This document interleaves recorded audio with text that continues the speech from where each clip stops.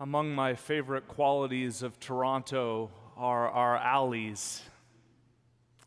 Technically, they're called laneways, but I think alleys is more fitting.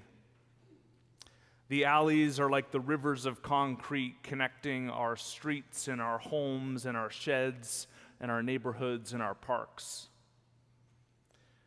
100 meters from my front door at the end of an alley is a park whose official name is Cy Townsend, but in our home we call it Rainbow Park because it's got rainbow-colored climbers. I ride my bike through this alley multiple times a week. The neighborhood kids run through there, and Rainbow Park is one of the few places both kids can go off unattended. Every evening, spring through fall, that park is packed with kids playing soccer and families out for a stroll. Many live in the apartment buildings just across the street, and the back of my home looks out on those buildings, and I watch the sun set on them many an evening. On Tuesday, you may have caught the headline. One man is dead, and a woman suffered minor injuries after a shooting in the city's Oakwood Village neighborhood early Tuesday morning. Police said the shooting occurred outside of an apartment building on Winona Drive near Oakwood Avenue and Vaughan Road shortly after 1 a.m. The drive-by shooting killed 31-year-old Trevor John and marked the city's 28th homicide this year. But the news is not how we found out. The WhatsApp thread my wife's on with the neighborhood moms was blowing up, and my wife saw the playground at the end of the alley cordoned off with yellow tape for the first time since Doug Ford closed them during the pandemic. It would not be accurate to say that I feel scared. The murder does not make me want to move. I do feel sad and tired and angry. For we so desperately still want to believe that we are Toronto the good. But we know at some deep level that we're still Hogtown, the place of uncleanness and defilement. But you didn't come here for a news recap. And this sermon is neither a lament about the state of our city nor a rant about some criminal element who's ruining life for others, because I don't believe in such tidy divisions. Rather, today we mark the Feast of the Ascension, and this sermon is trying to answer the question, who honestly cares that Jesus is floating in the air? How does that help anybody? Because we are keenly aware that we are still down here, with people lying dead on the sidewalk and yellow tape blocking off the place of play with the instructions, do not cross. And if we're honest, things aren't looking so good, and we don't need a church service to remind us that God has floated up to somewhere we cannot see, across a line we cannot cross. We've arrived at that conclusion on our own. Thank you very much.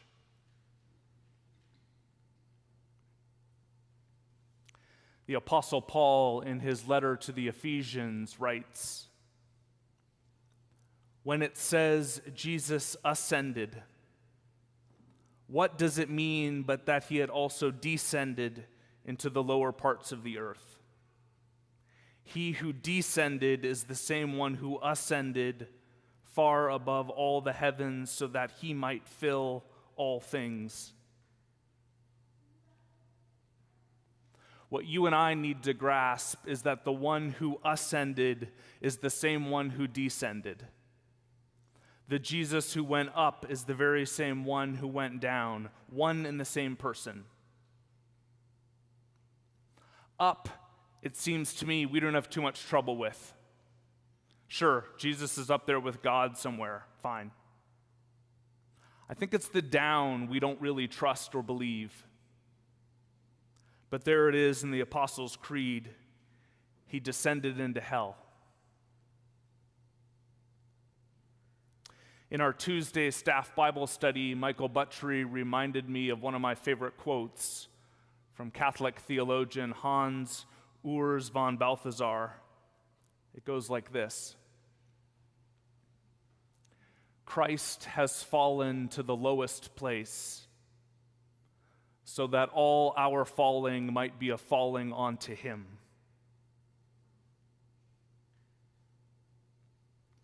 However low you feel you've fallen, Christ has fallen lower still. God doesn't understand your situation because God is nice. God understands you because God has been there too and gone even lower into hell itself. In other words, if you feel like you're in hell right now, you are not alone. Jesus is there with you. Or as Winston Churchill famously put it, if you're going through hell, keep going. If you're anything like me, when you feel like you're going through hell, sometimes you just wish God would start over. Like with a new you, or a new life, or a new circumstance. God, please give me a life without these wounds, or at least make them less visible to others. In my experience, God has not answered this prayer in the way I've wanted. And the reason has to do with the Ascension. At the end of our gospel story, Jesus leads the disciples from the city out through the alleyways to a garden, Bethany by the Mount of Olives, and there we're told that he lifts up his hands and he blessed them. I need to tell you that he blessed them with wounded hands. Hands that were still scarred from the nails of Good Friday. And he lifted up his wounded hands and blessed them. And ever since that Ascension day, Jesus has never blessed anyone except with wounded hands. As spiritual writer Dallas Willard put it, God has yet to bless anyone except where they actually are. At the Ascension, God reveals that the wounded Jesus is the very same person as the ascended Jesus. Jesus reveals himself to the disciples not only as the suffering and wounded one, but also as the arisen and ascended one. Not either or, but both and. And it is precisely this integrity between these two identities of Jesus that gives us hope. For if Jesus is only the wounded one, then he might empathize with our wounds, but he could never help us. And if Jesus is only the ascended one, existing forever at the right hand of God, then he might be able to help us, but he could never know us. Not really. But if there came one who lived among us, was killed as one of us, was raised by God on the third day and ascended, then watch out.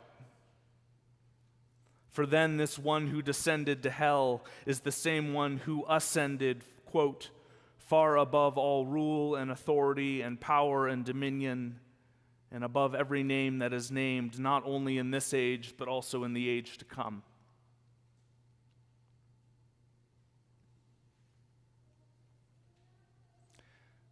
The disciples' response to Jesus' ascension is to worship him. Worship is the radical reorientation of our life around this new person, this new information, this new reality. In the Gospel of Luke, the first and only time the disciples worship Jesus is the very last line of the whole book. And their worship is the climax of the book of Luke and the hinge point from the life of Jesus in the Gospels to the life of the church in the book of Acts. And the very last thing Jesus does is offer his wounded blessing. Those first disciples returned home with great joy, not because their wounds magically disappeared, but because they knew that Jesus shared them. And in that sharing, they saw that even their wounds could become a place of God's revelation. In his book, The Wounded Healer, Henry Nouwen writes, "A Christian community is therefore a healing community, not because wounds are cured and pains are alleviated, but because wounds and pains become openings or occasions for a new vision. Mutual confession then becomes a mutual deepening of hope, and shared weakness becomes a reminder to one and all of the coming strength."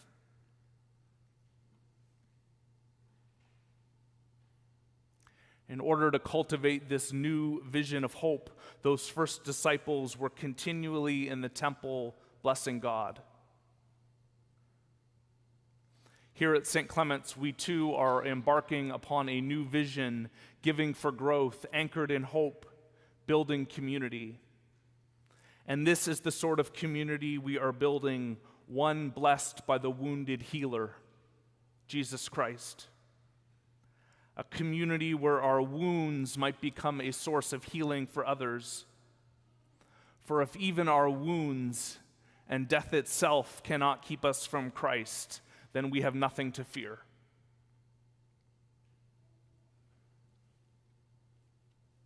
To close, on my bike ride in this morning, I decided to ride through the alley to the end to the site of the shooting. And there was a makeshift memorial there with 100 candles and pictures of the deceased, and a makeshift sign up on the light pole, "Fly away, champ. Fly away."